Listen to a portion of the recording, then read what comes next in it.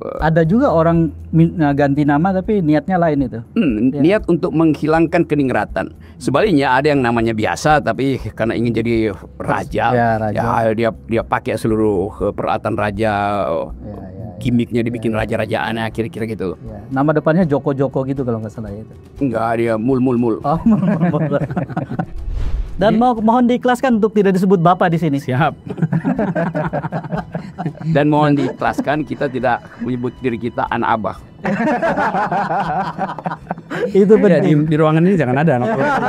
Jangan ada. Ada semacam filosofi bahwa orang Jawa itu nerimo tuh. Daya tahan kebudayaan kita. Kalau pada akhirnya nerimo itu berubah jadi ngamuk gitu. Ini kalau itu ada fasenya barangkali. Ada fasenya. Ada fasenya. Jangan terlalu lama fasenya. Para pemimpin ormas keagamaan itu lebih gemar untuk memuja mereka yang berkuasa dan mengemis kekuasaan sambil mengabaikan kerusakan moral yang terjadi akibat praktek korupsi, kolusi, dan nepotisme. Sekarang kalau kita lihat subsidi kita tadi kemarin ya kita bicarakan namanya soal gas, subsidi kita untuk bensin, subsidi kita untuk pendidikan, subsidi kita untuk kesehatan, itu semua banyak diberikan kepada mereka yang terlempar dalam sistem pendidikan kita. Jadi kitanya nggak memfasilitasi, otomatis mereka kalah. Karena mereka kalah, mereka ekonominya lemah, karena itu subsidi jalan terus. Lah, kita mau menyelesaikan itu, luruskan ini.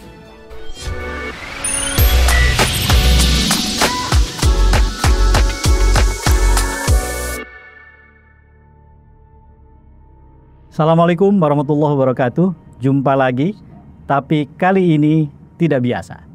Biasanya dalam Keep Talking, saya bicara sendiri. Jika ada sesuatu yang ingin saya nyatakan atau saya sikapi. Di kesempatan yang lain, kita bertemu dalam Keep in Touch, Kang Eep in Touch. Di situ ada satu orang tamu dan dialog terjadi sesuai dengan topik yang memang ingin kami bicarakan berdua. Kali ini saya berempat. Dan rencana untuk hadir berempat dalam satu obrolan sebetulnya sudah sangat lama dirancang. Saya merancangnya berdua dengan seorang kawan yang saya sudah kenal namanya, tapi yang bersangkutan belum kenal saya dulu dari tahun 1987. Namanya Rocky Gerung. Jadi dengan ini ngibul yang bermutu. Jadi dengan Rocky Gerung saya sudah merancang lama ini, lalu kemudian kami namai Keep Rocking. Kang Eep Rocky Gerung Talking. Tapi bukan berarti bahwa tamu yang diundang hanya mendengarkan kami bicara. Sebetulnya itu hanya untuk mewakili bahwa ketika dua orang bicara menjadi berempat, maka pembicaraan bisa saja ngalor ngidul. Tapi dengan nama Keep Rocking mudah-mudahan kita tetap relevan dan mendalam. Jadi bersama saya ada Rocky Gerung tentu. Oke, terima kasih. Akhirnya dieksekusi juga. Apa namanya? From talking to fighting. Bridging by rocking. Oke, jadi Rocking itu nih, rocking. Ya, jadi mestinya dari awal ide ini kita wujudkan. Tetapi waktu kita hitung siapa nanti yang bisa mengisi sudut-sudut talking, siapa yang bisa rocking dan siapa yang akan fighting. Jadi ini langkah kedua itu dari keep talking, keep rocking, lalu keep fighting. Nah itu, keep fighting itu ya kira-kira 2028 lah kita mulai. Okay. Jadi ini persiapan Rock ya? Jadi semua ini fighters semua. Mungkin di fighters, Anies fighters, udah. Sukidi, fashion aja supaya dikoreksi itu. Tolong minta maaf itu. Karena Sukidi itu antitesis dari Mukidi. Nah, kita mulai keep rocking dari sini. Jadi saudara, selain Rocky Gerung juga ada Sukidi di sini. Kita sudah tahu Sukidi. Ini salah satu bintang yang paling benderang di langit Jakarta sekarang, mungkin langit Indonesia. Terlepas bahwa kadang-kadang kumisnya bikin lebih gelap sedikit, tetapi pikiran-pikirannya membuat banyak orang tercerahkan. Makasih Sukidi sudah bersedia hadir. Terima kasih Kang Eep. Ya. Ikuti terus kolom Tempo Sukidi. Oh, Tempo ya? Di Tempo. Di Tempo. Rocky itu hanya baca Tempo Selain itu nggak dia baca. Kalau saya Kalau menulis nggak kolom ditulis. gitu, Bu. Oh, oke. Karena selebihnya gue yang tulis itu. Sombongnya udah mulai keluar. Terus Dan bersama kita ada Anies Rashid Baswedan. Siap. Selamat datang, Nis. Makasih. Terima kasih banyak sudah bisa hadir. Makasih dan ikut di awal nih. Ya. ya semuanya Ini adalah episode perdana. perdana. Dan mohon diikhlaskan untuk tidak disebut Bapak di sini. Siap. dan mohon diikhlaskan kita tidak menyebut diri kita anak abah. Itu Ya, penting. di ruangan ini jangan ada anak jangan ada. Tapi kita beruntung nih Suki nih. Kita beruntung karena jadi tamu pertama. Betul, betul. Karena pertama itu nggak ada duanya, Roh. Nggak bisa Iya, nanti satu ada ada dua kali. Ya, ya. ke satu nggak ada, ke satu yang kedua kali. Ya. This is it. Kecuali di makalah ya. 1.1, 1.2 itu ada. Baik. Rok, mungkin enak kita bicara tentang sesuatu yang belakangan ini bukan hanya jadi peristiwa, tapi jadi fenomena. Nah, misalnya begini, ada guru yang diperkarakan Oke. karena dia mendidik dan mendisiplinkan anak didiknya. Hanya gara-gara anak itu ayahnya atau ibunya atau keluarganya polisi. Tapi kemudian ternyata tidak hanya berhenti di situ. Sekolahnya melakukan perlawanan. Kalau gitu kita nggak usah terima aja anak polisi. Tapi ada juga Dan banyak orang di mana-mana mendukung itu gitu. sebaliknya ada guru yang digebukin oleh murid Ya, karena gurunya menegur muridnya itu main HP itu. ya. Ini fenomena yang kan pepatahnya bilang guru kencing berdiri, murid kencing berlari. Sekarang yang terjadi adalah guru kencing berdiri, murid kencingin guru itu. Ya, ya. Jadi ada pembalikan ide di situ. Tetapi kita mau bahas kenapa kultur kita akhirnya berubah begitu. Kan Ya. ini kan bukan yang diajarkan filosofi dari Ki Hajar Dewantoro atau Ya, ya. siapa nama nama Ki Hajar Dewantoro. Suwardi Suryani. Suwardi Suryani. Ini netizen ini perlu tahu nih, itu orang yang sama itu. Ya. Kenapa dia memilih mengganti nama supaya kesan ningratnya hilang tuh. Oh. Itu juga Ada juga orang ganti nama tapi niatnya lain itu. niat untuk menghilangkan keningratan. Sebaliknya ada yang namanya biasa tapi karena ingin jadi raja, Ya, raja. dia pakai seluruh peralatan raja, Ya, ya, gimmicknya dibikin raja-rajaan, kira-kira gitu. ya. Nama depannya Joko gitu kalau nggak salah ya itu. Enggak, dia mul. Oh. Jadi maksudku begini, Rob. Ya. Ada fenomena perlawanan orang kecil sekarang ini. Yap. Misalnya di pagar laut ya. Di pagar laut itu kan perlawanannya membesar karena semua orang sekarang punya perlengkapan baru kan. Dengan media sosial semua orang banyak terlibat gitu ya. Lalu kemudian banyak lagi bisa kita daftarkan gitu. Gas 3 kilogram menurut saya adalah fenomena perlawanan orang kecil tuh. Bagaimana orang-orang kecil yang disusahkan oleh kebijakan yang keliru gitu tidak diam tapi melawan. Nah, baiknya kita mulai dari Anies nih. Dari Anies nih, Rob. Soalnya kita tahu Anies 5 tahun jadi gubernur kan. Dan dia pernah Dan jadi orang besar tapi masih mau melawan juga tuh. Bukan begitu pertanyaannya. Pertanyaannya adalah selama jadi gubernur pasti perlawanan yang paling gigih datang di Jakarta itu dari orang kecil. Karena orang kecil di Jakarta itu 70% lebih. Kalau pakai data BPS dengan penghasilan per bulan 3 juta ke bawah. Itu 70% lebih. Nah, kita dengar dari Anies nih, gimana Anies menghadapi itu? Ada gak dia menangkap gejala orang kecil makin melawan? Wajarkah itu gitu? Dan seperti apa orang besar harusnya mengelola itu gitu? Well, sebetulnya gini Kak, sebelum sampai ke situ ya, yang soal perlawanan rakyat kecil, ini kan cara merespon atas sebuah ketidakadilan. Ketika terjadi ketidakadilan, apakah itu karena institusi yang menekan sekolah, apakah karena kebijakan, apakah ini sebuah perlawanan atas ketidakadilan. Jadi kalau dari kacamata negara nih, maka nomor 1 pastikan ada keadilan, sehingga tidak muncul perlawanan itu. Oke. Nah, jadi hulunya dulu diurus ya. Nah, ketika muncul ketidakadilan ini yang menarik nih. Kalau rakyat kecil bereaksi, mereka menggunakan metode perlawanan yang kecil-kecil, mikro, tetapi kolektif. Ya. Apa yang terjadi dengan itu? Video rekamannya ketika kasus guru itu Oh apa yang iya, terjadi? iya, Itu kan masif Iya, PGRI bergerak, iya, iya. WA group. Iya. Udah.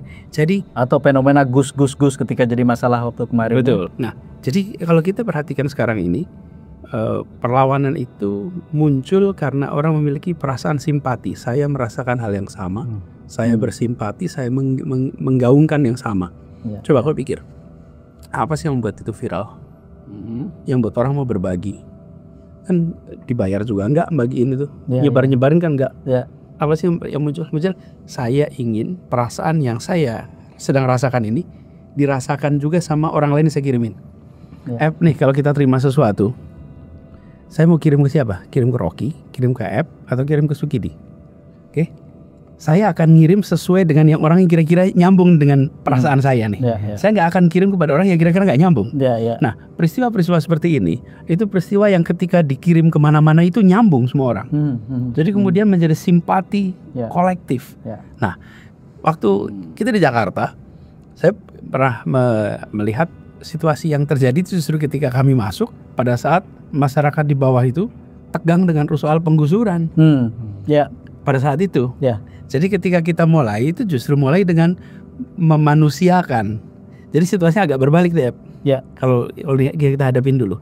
Ketika yang kecil dapat perhatian, maka yang tengah dan yang besar akan lebih rileks. Tapi kalau yang dapat perhatian itu yang tengah dan yang atas, yang kecil nggak diperhatikan, ini utilitarian aja masuk di sini. Utilitarian masuk nih. Kalau Ya, kita ngomong yang paling kecil itu dapat perhatian, yang lain akan bisa terselesaikan. Sayangnya, akhirnya yang kita lihat fenomenanya, Ya. justru seringkali yang paling bawah ini yang paling nggak dapat Ya. perhatian. Perhatian.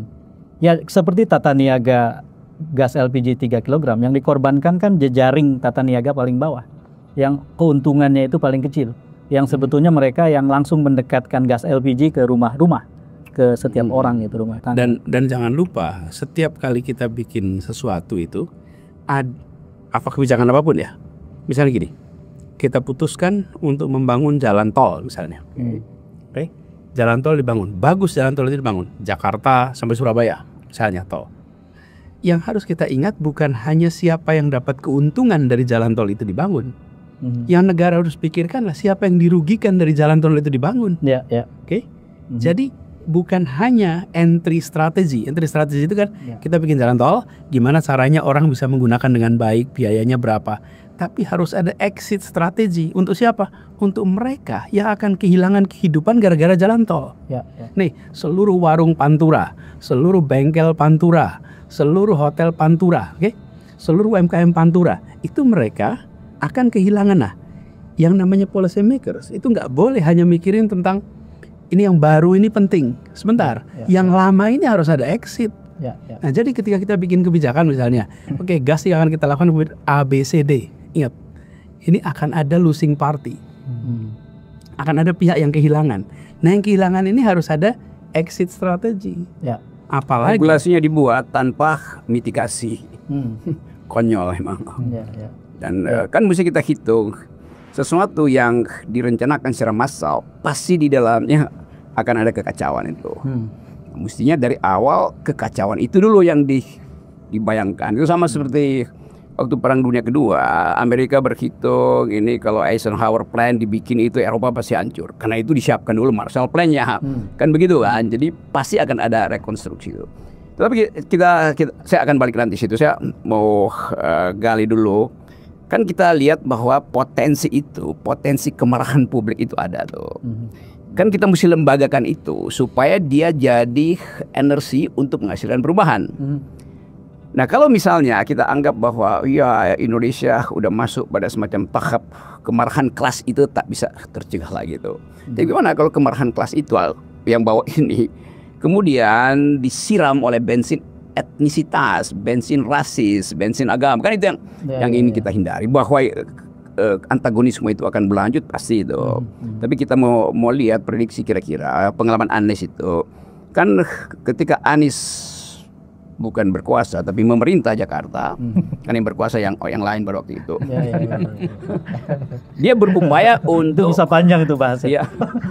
Anies berupaya untuk melihat potensi yang disebut rakyat ini bagaimana diselesaikan tuh, diajak diskusi atau, tetapi mesti ada rencana mitigasi. Sekarang kita lihat misalnya tadi betul Anies tuh, keresahan ada di mana-mana tuh, sepanjang Pulau Jawa ini bakal dipenuhi oleh poster adili Jokowi. Itu unpredictable, tapi juga dia mesti kita anggap sebagai sesuatu yang normal tuh. Dalam keadaan tadi kan, dalam keadaan disparitas ide, orang akhirnya anggap oke, maksimalkan aja idenya kalau begitu. Apa sih itu pagar bambu tuh, apa sih itu topinya si Bahlil itu, gas itu kan.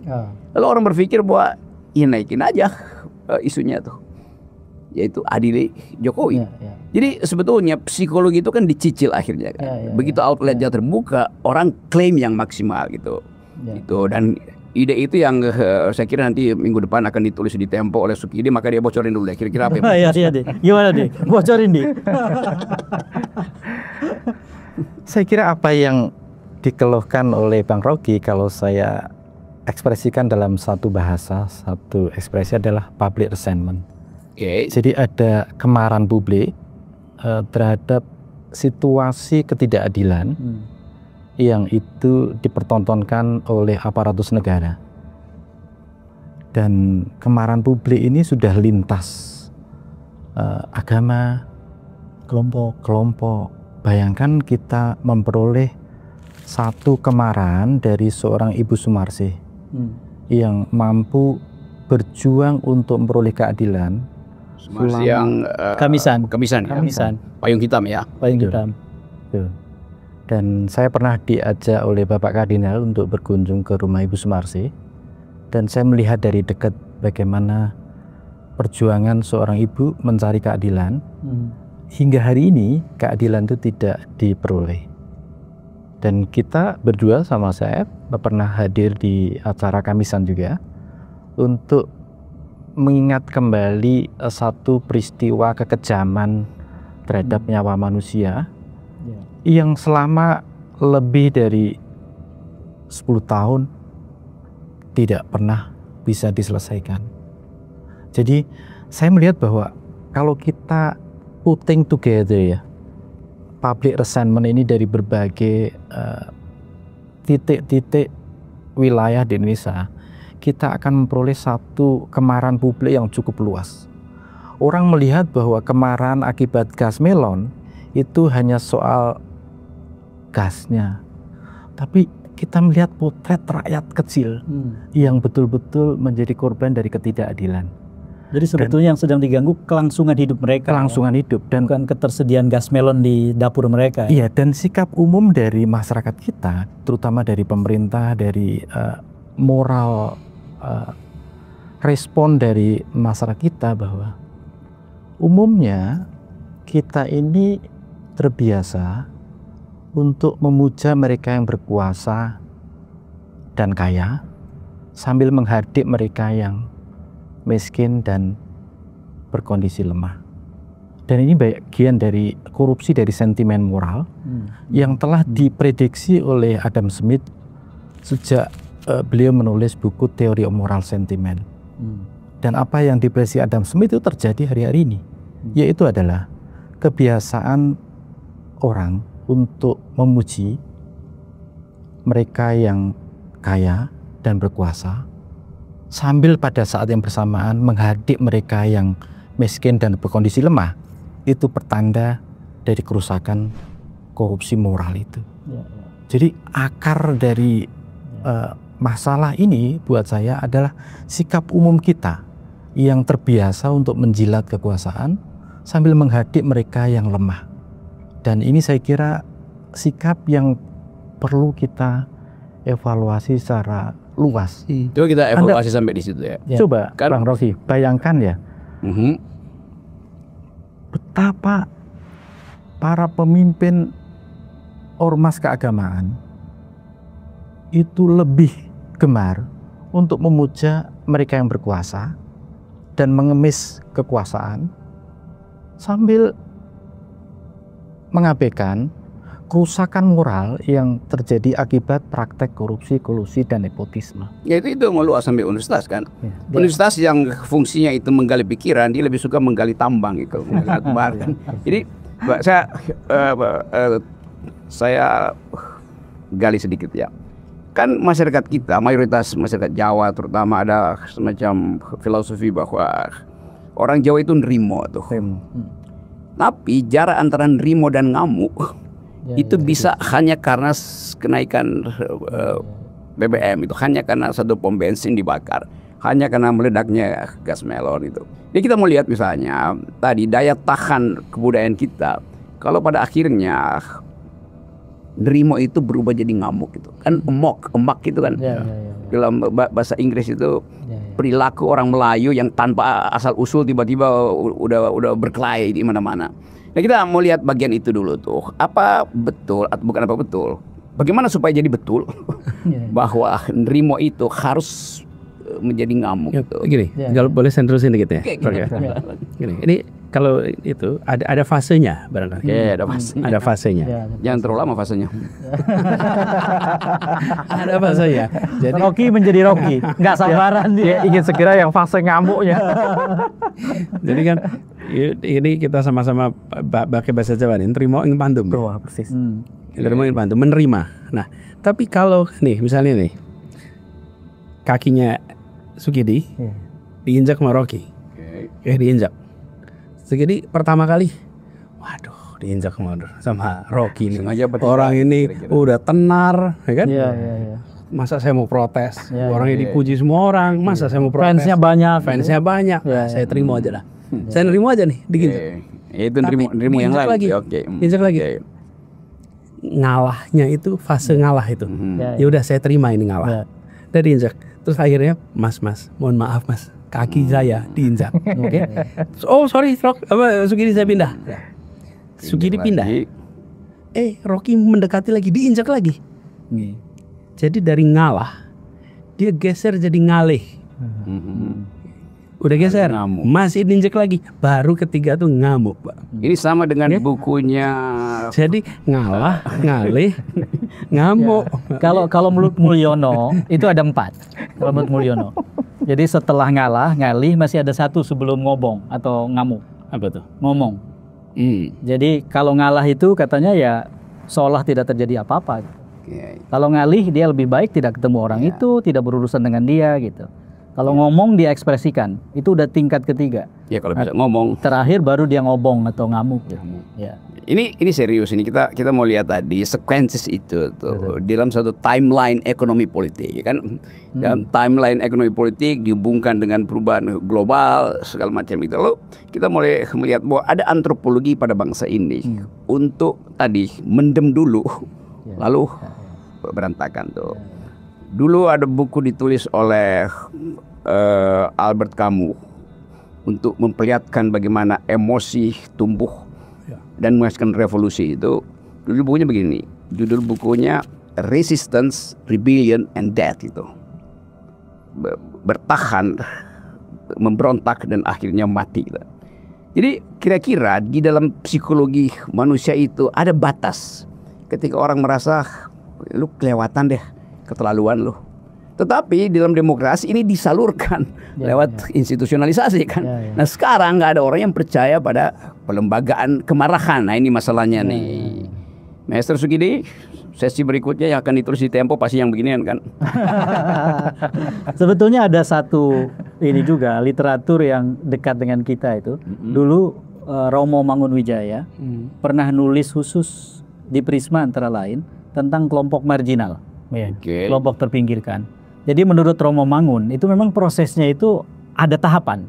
Seperti misalnya yang pertama, ketika mereka pun sudah mulai melawan, tahapan pertama itu akan menjadi semacam guyonan, humor, jokes.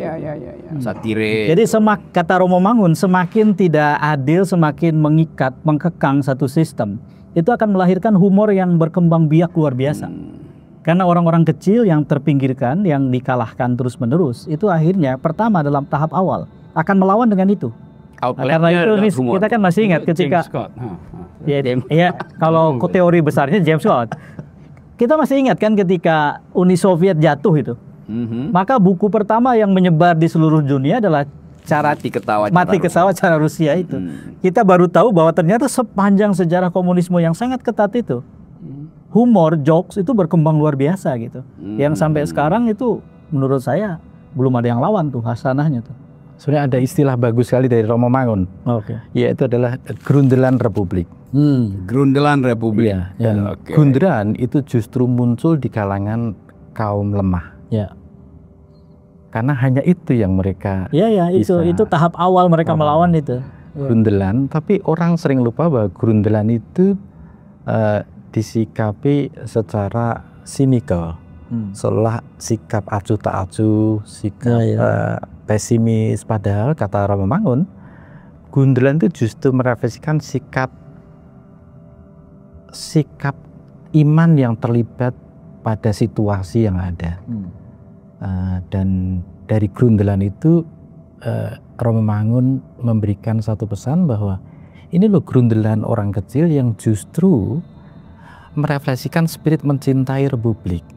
Lah, mencintai Republik adalah ciri dari seorang patriot yang jujur. Nah, saya tertegun ketika ia tutup dengan patriot yang jujur, karena justru pada poin itulah kita mengalami defisit kejujuran, mahalnya arti kejujuran bagi penyelenggaraan Republik. Sementara patriot, kata Timothy Snyder, profesor dari Yale University, itu adalah seorang yang selalu mengimpikan cita-cita ideal untuk bangsanya itu sendiri.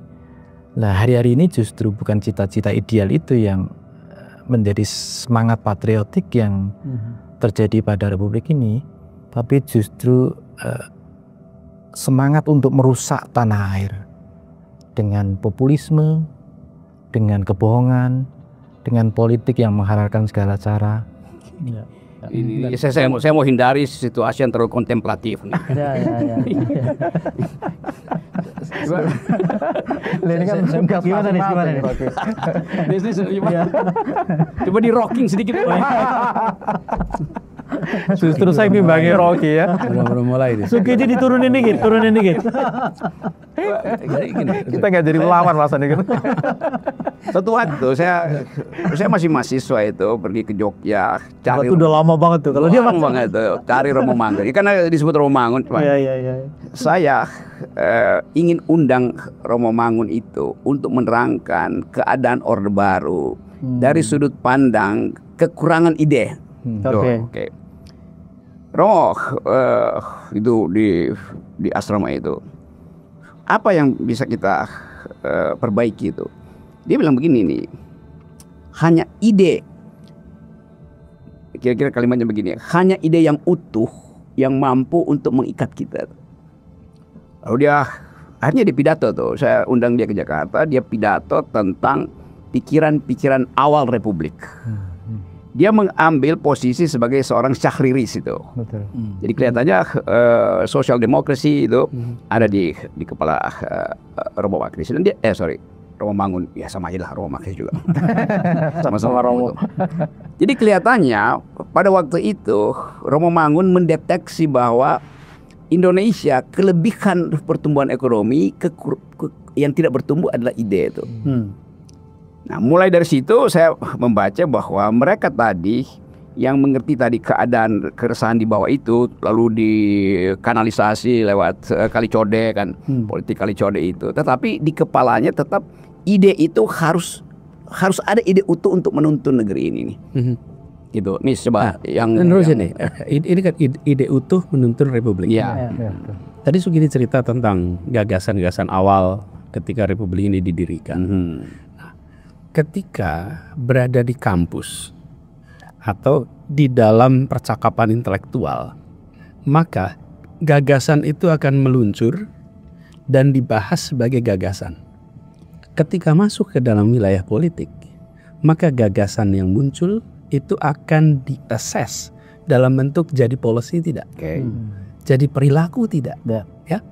Jadi ketika kita mengatakan kita akan melakukan pembersihan atas korupsi sebagai gagasan itu bagus, tapi begitu wilayah politik maka muncul nggak jadi policy ini. Yang kedua itu tercermin tidak di dalam perilaku. Nah, yang menarik ketika awal Republik ini kira-kira mereka yang memiliki gagasan tentang Indonesia, gagasannya bersenyawa dengan dirinya. Bersenyawa itu artinya apa? Artinya ide itu nempel. Jadi dia bagian dari dirinya. Apa yang dikatakan pada saat sidang dan kemudian 1, 2, 3, 4 tahun kemudian itu masih diulang terus. Rock, kalau orang ngomong sekali, abis itu nggak diulang-ulang lagi. Nggak kira-kira ngomong rock, mul gitu. Mul. Bukan, kan gini nih artinya. Artinya dikasih teks nih. Kayak dikasih teks suruh pidato nih. Dibaca kan itu. Nah dibaca itu bagus-bagus semua. Terus teksnya ditaruh. Abis itu diwawancara. Keluar lagi nggak teks itu? Kalau tidak keluar berarti itu tidak bersenyawa dengan dirinya. Yang keluarnya kira-kira begini, sudah tapi belum.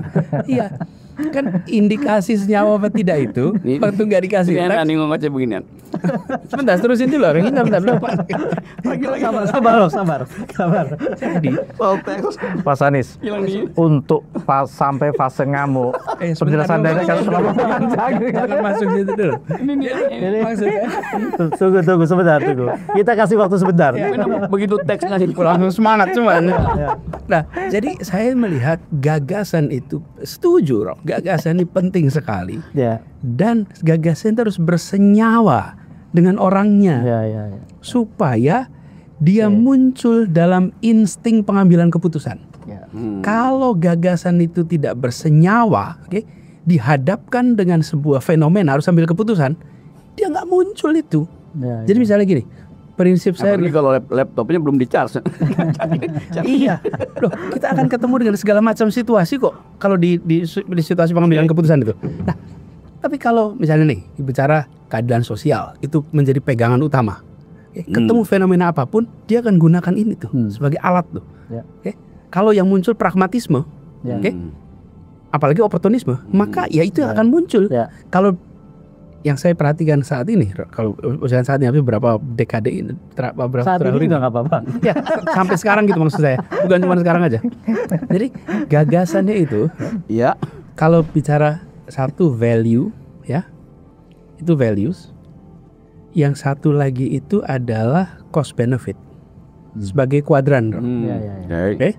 Yang satu adalah cost benefit. Cost benefit artinya kan untung rugi ya. Cost benefit and value. Values itu kan sumbu X-nya value, sumbu E-nya cost benefit. Ketika sumbu values itu nggak ada dalam gagasan, maka setiap ketemu dilema dia akan melihat untung rugi.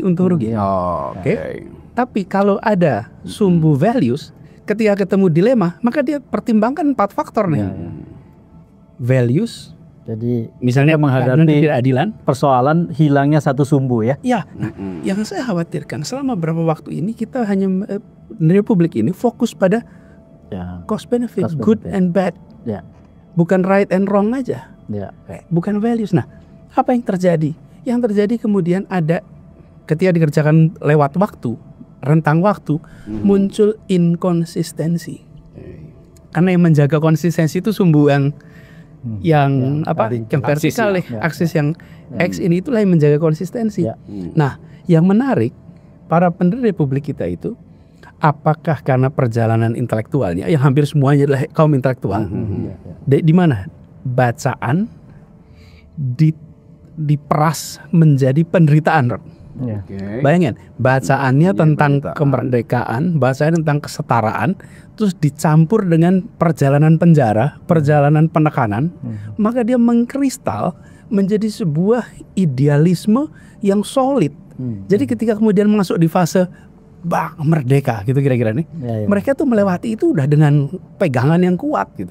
Nah, saya melihat ini harus dikembalikan. Kembalikan satu idenya, yang kedua harus diuji bersenyawa apa tidak dengan ide itu. Kalau nggak bersenyawa, ya statement dibuat, action nggak nyambung dengan statement. Atau statement dibuat, habis itu teksnya nggak ada, nggak berulang itu statementnya. Jadi stop sampai situ dah. Sebelum jadi kampanye kita stop. Jadi kalau kita bawa obrolan kita ini ke ranah soal kepemimpinan dalam demokrasi, itu kan memang studi-studi tentang demokrasi dan kepemimpinan di banyak tempat itu mengatakan bahwa ada 3 faktor yang harus berperan dan itu bersamaan. Jadi gagasan atau democratic mind itu harus ada. Tidak mungkin orang bisa memimpin tanpa ada gagasan-gagasan, tanpa ada ide. Dan itu demokratis gitu. Jadi democratic mind. Yang kedua, tata laku. Sesuatu yang dia wujudkan dalam langkah, dalam apa yang dia kerjakan gitu. Jadi attitude, democratic attitude itu harus jalan. Yang ketiga yang juga kemudian bisa membuat kepemimpinan berjalan, dan ini penting, adalah democratic skills, keterampilan. Termasuk misalnya mengendalikan banyak orang yang tadinya begitu berkuasa menjadi tunduk di bawah dia.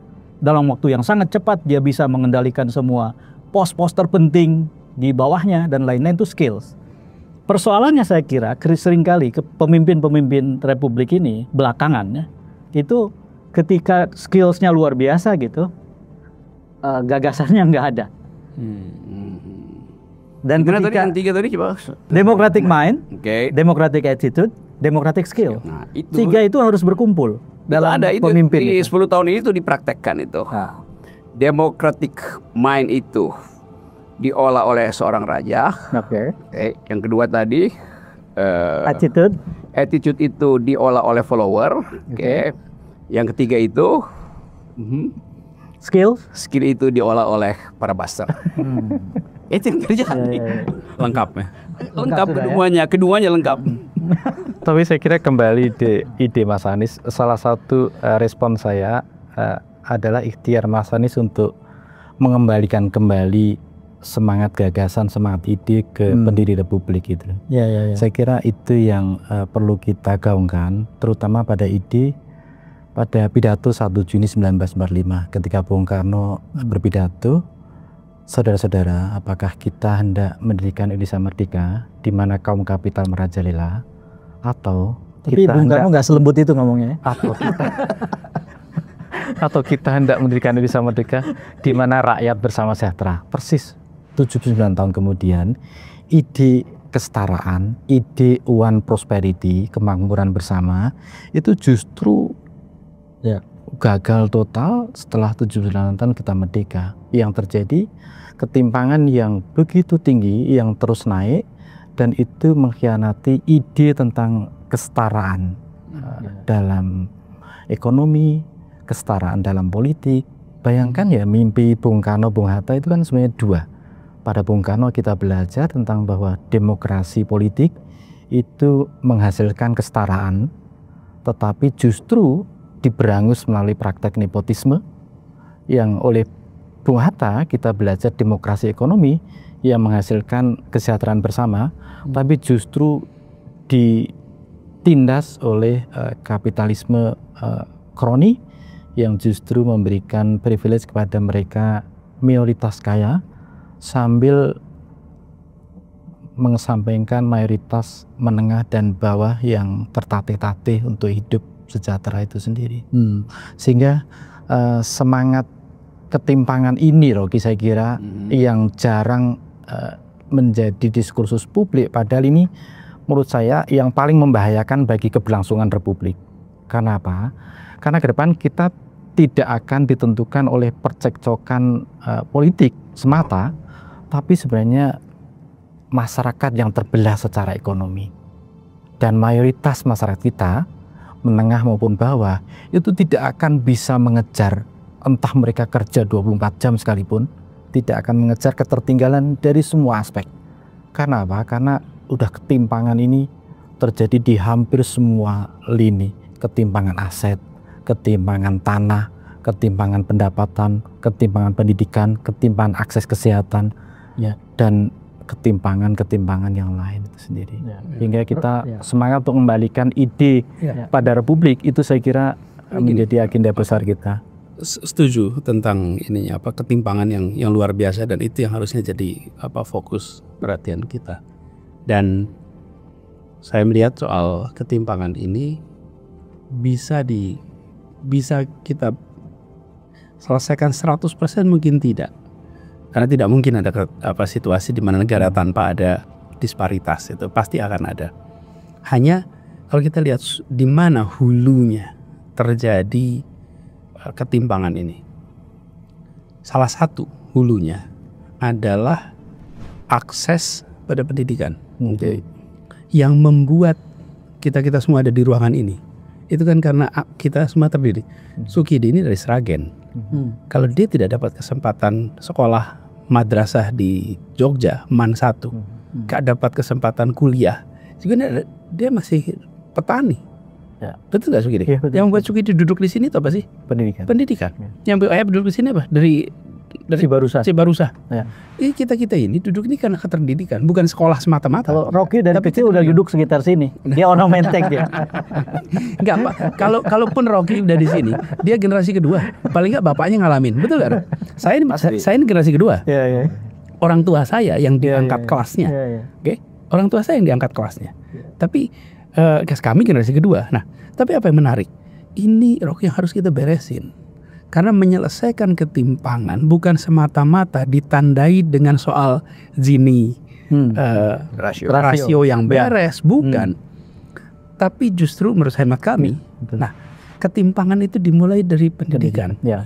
Jadi saya melihat hari ini dalam jangka panjang kita harus bereskan akses pada pendidikan.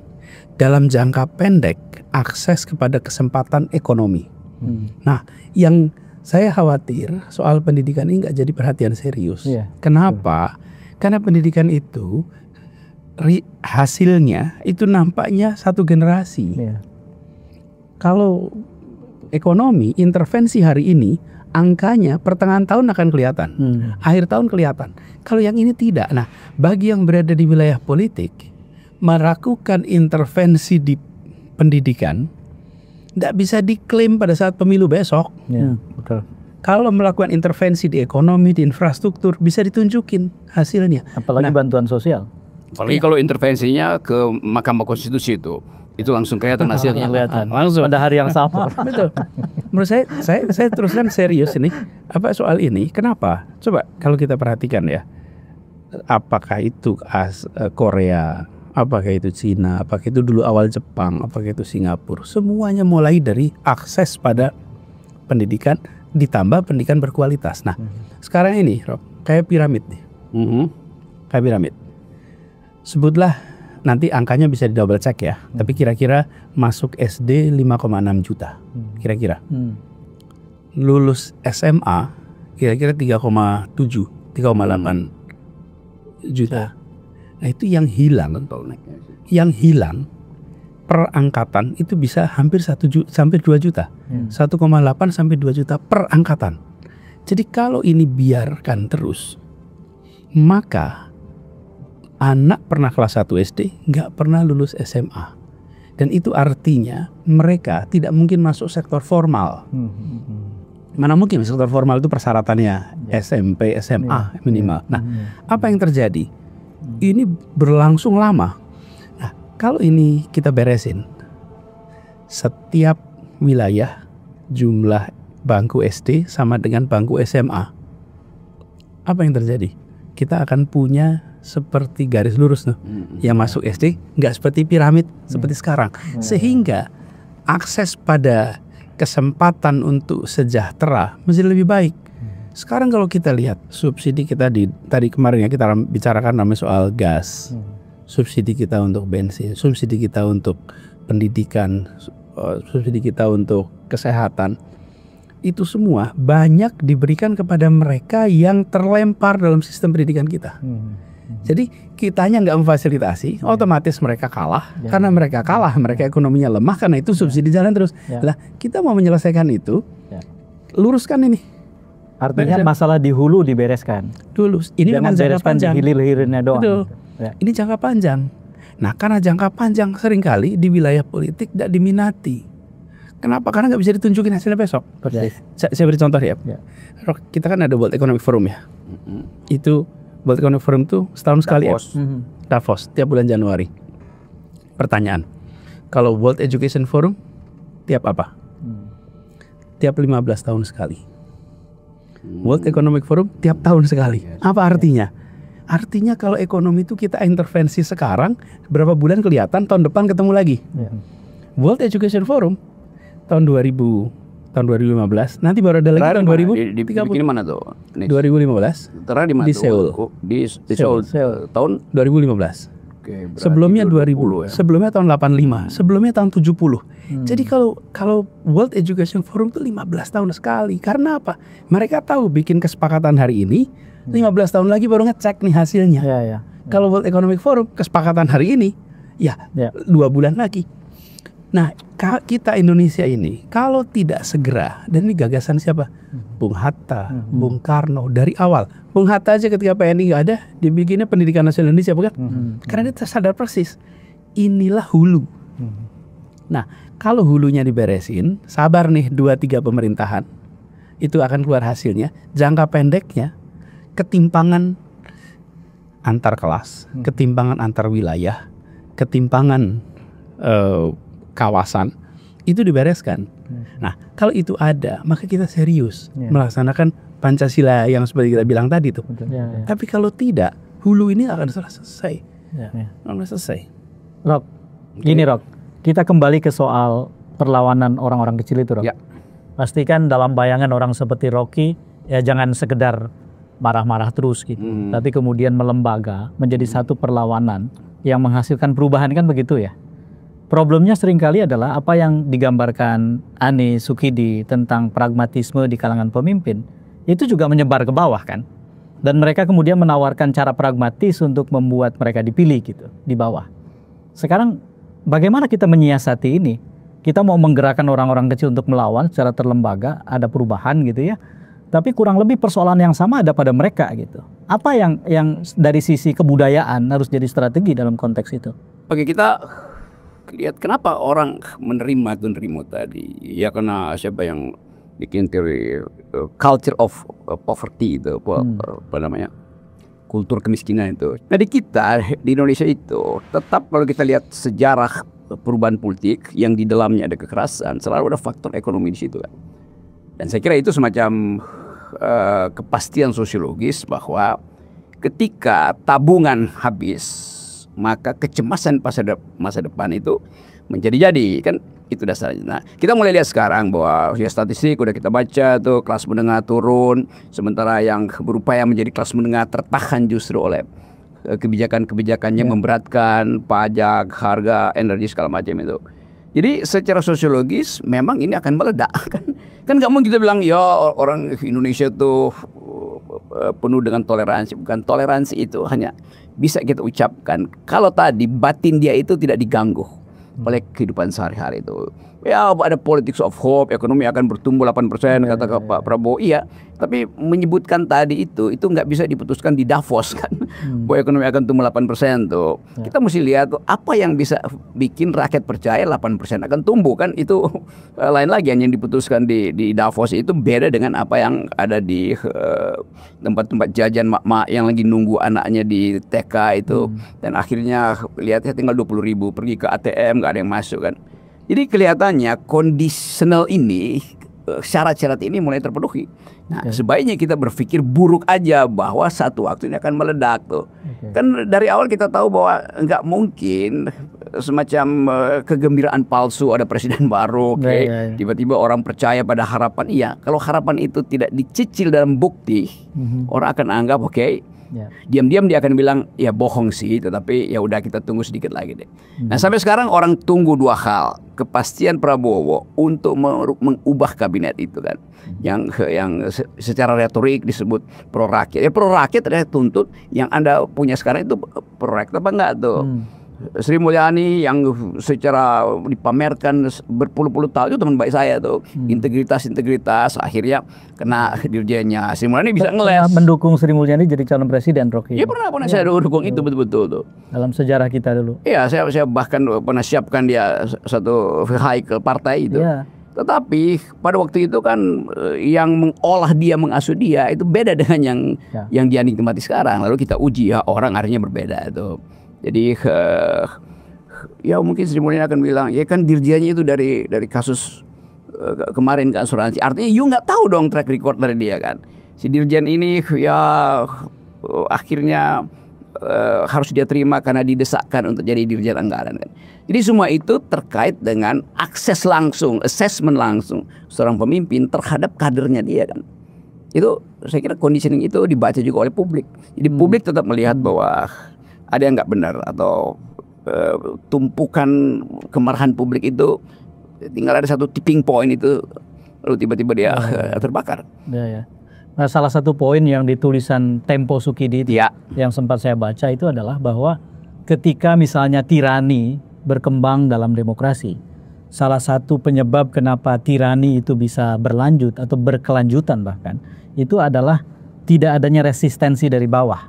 Ada semacam penerimaan luas terhadap itu gitu. Ya, tapi mungkin kita tanya Sukidi itu apa maksudnya dan seperti apa itu kita terapkan dalam kondisi sekarang. Kalau kita mau mengubah itu yang penting kan, Rek?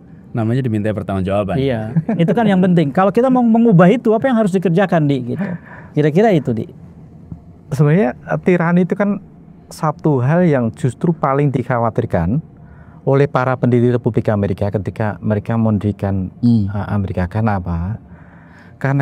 Karena seringkali presiden yang terpilih secara langsung itu memanfaatkan ketidaktahuan rakyat untuk menang dalam pemilu, tapi akhirnya berkuasa sebagai seorang tiran itu sendiri, seorang demagog. Nah, saya kira Amerika gagal dengan terpilihnya Trump, bahwa demokrasi yang tidak langsung di Amerika toh akhirnya gagal untuk melahirkan seorang yang negarawan yang tidak jatuh pada tirani itu sendiri, apalagi kita demokrasi langsung itu sendiri. Nah, saya justru khawatir bahwa demokrasi langsung itu menghasilkan para demagog. Dan itu yang saya khawatir, bahwa demagog populis itulah yang justru berkuasa pada republik ini. Mereka gunakan populisme sebagai instrumen untuk mengibuli rakyat dengan kebijakan-kebijakan populis. Karena itu Shakespeare menyebutnya sebagai fraudulent populism, populisme yang menipu rakyat. Kelihatannya pemimpin populis ingin menunjukkan kedekatan pada rakyat, tapi sebenarnya dia sedang menipu rakyat. Nah, populisme itu berkelindan dengan perilaku yang otoriter, perilaku yang tiranik itu, kekuasaan yang tersentralisasi pada seorang tiran dengan menggunakan berbagai instrumen. Jadi kalau saya pendekin ini, demokrasi itu sumber masalah atau jalan keluar? Karena kalau kita menempatkan demokrasi sebagai sumber masalah, berarti forum ini harus bersepakat kalau untuk meninggalkan demokrasi. Sugidi mikir dulu sebentar. biar dia mikir dulu. Dia udah mikir. Tinggal kalimatnya yang susun. Sugidi mikir sebentar. Di Yogyakarta orang nenteng buku Pramudia Dantatur di penjara. Kalau sekarang Menteri Koperasi lagi diskusi yang datang KPK. Kehadiran teknologi menggeser, dan teknologi apa? Menghilangkan rasa takut. Rezim otoriter itu pilarnya rasa takut. Begitu rasa takut hilang, rezim otoriter tumbang. Dan yang menghilangkan rasa takut apa? Teknologi. Anak muda dengan teknologi. Nah, sekarang kita dalam demokrasi. Demokrasi pilarnya apa sih? Trust. Ngomong-ngomong, kalau Pak Rocky ngomong segitiga, bukan itu segitiganya. Apa tuh? Megawati, Prabowo, sama Jokowi, itu segitiganya.